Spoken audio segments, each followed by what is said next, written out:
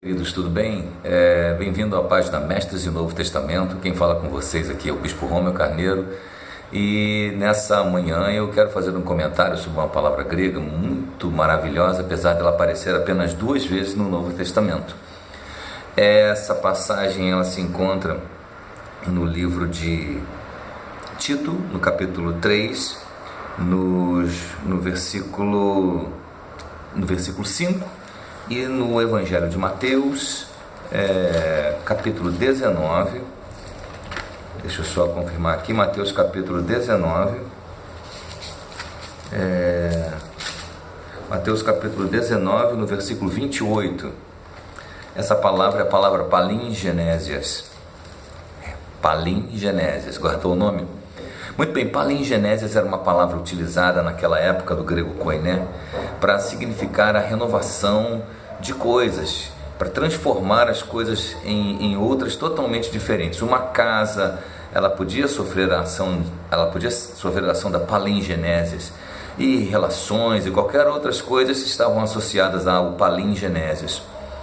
E o apóstolo Paulo, quando foi falar da conversão, ele foi muito feliz, porque ele era um homem inspirado pelo Espírito de Deus, e com certeza então ele usou a palavra certa ao observar que o que acontecia quando se derrubava uma casa e levantava-se outra, ali tinha acontecido uma palingenésias.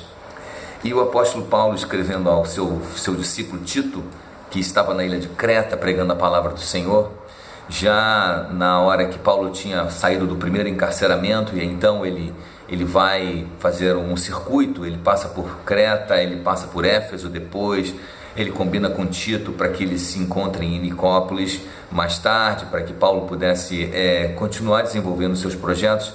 Antes do seu segundo encarceramento, ele não sabia que ia ser preso, mas aí então ele escreve para Tito, depois que ele deixa a ilha de Creta, para que Tito viesse organizar as coisas ali, organizar a igreja, levantando presbíteros, homens que tivessem evidências e sinais ministeriais para que pudessem ocupar aquelas posições. E ele fala sobre o que vem a ser a conversão. Ele fala sobre o estado anterior do homem sem Cristo e o estado dele com Cristo, em Cristo, digamos assim, não é? Em Cristo é melhor. E ele fala aqui no capítulo 3, queria que você prestasse atenção comigo, ele fala assim: quando porém se manifestou a benignidade de Deus, nosso Salvador, e o seu amor para com todos, não por obras de justiça praticadas por nós, mas segundo a sua misericórdia, ele nos salvou mediante o lavar regenerador e renovador do Espírito Santo. Aqui está a palavra regenerador, é a palavra palingenésia. O que Jesus fez conosco, a gente pode entender bem aqui no Evangelho de Mateus, porque a referência é clara, quando os discípulos eles estavam preocupados, porque eles tinham deixado tudo para seguir ao Senhor, e então Pedro faz a pergunta para o Senhor, em Mateus capítulo 19, no verso 27, ele fala: então lhe falou Pedro, eis que nós tudo deixamos e te seguimos. Que será, pois, de nós? Que será da nossa família, da nossa casa? Que será das nossas profissões? Que será de nós? Então o Senhor fala, Jesus lhes respondeu: em verdade vos digo que vós, os que me seguistes, quando na regeneração, na palingenésia, o Filho do Homem se assentar no trono da sua glória, também vos assentareis em 12 tronos para julgar as 12 tribos de Israel. O Senhor Jesus aqui se refere ao mundo vindouro, ao que vai acontecer após a sua vinda, com a renovação dessa terra e com a restauração da nação de Israel, a posição de destaque nesse mundo, a posição de nação de onde sairá a lei. Então Jesus fala, olha, lá na palingenésias, quando vier a palingenésias, quando então o novo mundo surgir, quando as coisas totalmente forem modificadas, vocês vão se assentar em tronos e vocês vão reinar e vão governar comigo. E quando Paulo fala lá em Tito, no capítulo 3, no verso 5, que ele nos lavou com essa água que trouxe para nós essa palingenésias, essa renovação, essa regeneração. Então, amados, nós entendemos bem o que significa a conversão. A conversão não pode ser a continuação da mesma vida e do mesmo estado. Quem se converte a Jesus, ele entra num mundo novo. Isso me faz lembrar o apóstolo Pedro, quando ele se refere ao batismo. Ele diz que ele é semelhante às águas na época de Noé, quando então aquela arca abrigou a família de Noé e os seus filhos, Noé, seus filhos e sua mulher e aqueles animais, eles foram salvos e entraram num mundo novo. Isso foi o que aconteceu com Noé. Eles passaram, e aquilo ali era o significado do batismo, que ele fala aqui, para você conferir na sua casa. Ele fala no capítulo 3, no verso 20, ele fala: os quais no outro tempo foram desobedientes, quando a longanimidade de Deus aguardava nos dias de Noé, enquanto se preparava a arca, na qual poucos, a saber, 8 pessoas foram salvos através da água, a qual, figurando o batismo, agora também vos salva, não sendo a remoção da imundícia da carne, mas a indagação de uma boa consciência para com Deus por meio da ressurreição de Jesus Cristo.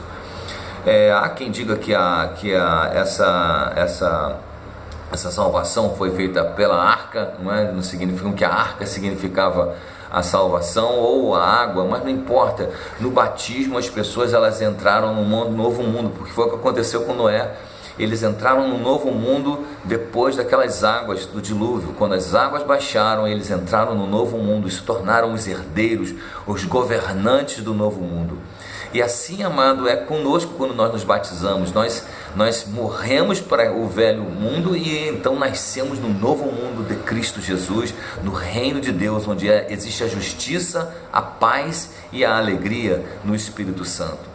Então, quando nós nos convertemos, não existe mais aquela situação de lembrar do passado. Às vezes eu fico ouvindo coisas que me assustam, pessoas que falam do passado com muito orgulho. Eles mencionam os seus pecados, até contam repetidamente naqueles testemunhos em que a pessoa fala do que fez de errado, dos roubos, dos assaltos, dos pecados. Ouvi falar, não sei se é verdade ou não, de uma pessoa aí que conta que antes de aceitar Jesus, teve experiência sexual com 12 homens ao mesmo tempo. Meu Deus, que alegria, que satisfação existe para alguém falar nisso. Pelo contrário, nós devemos nos envergonhar das coisas que nós fizemos antes de aceitar a Cristo.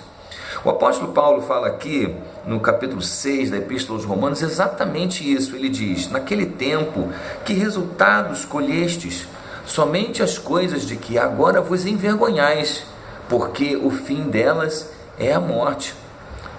E ele fala: agora, porém, libertados do pecado, transformados em servos de Deus, tendes o vosso fruto para a santificação e, por fim, a vida eterna.